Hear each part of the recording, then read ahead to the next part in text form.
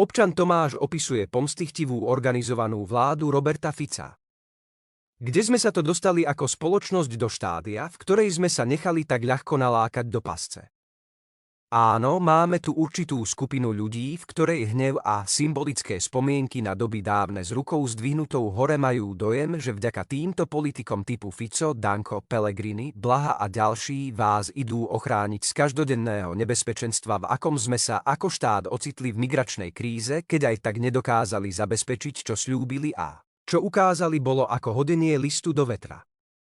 Vždy vám nasľubovali pred voľbami hory doly a čo vám nakoniec táto inkvizícia dala do vienka vôbec nič a jediný problém, ktorý akútne riešia, je len dostať svojich ľudí na konkrétne miesta, aby sa právny štát ocitol na smetisku, v ktorom sa teraz doslovne fakt nachádzame.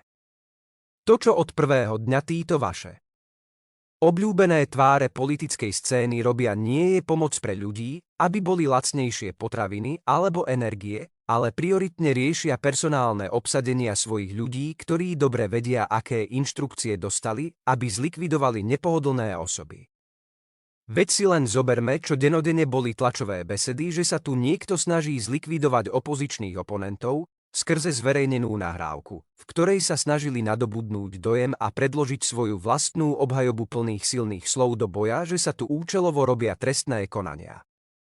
A nakoniec aká bola pravda? No taká, že nahrávka, s ktorou informoval verejnosť Robert Fico, bola zmanipulovaná a poskladaná na politické účely, aby v ľuďoch robil dojemný príbeh, že on je tou obeťou.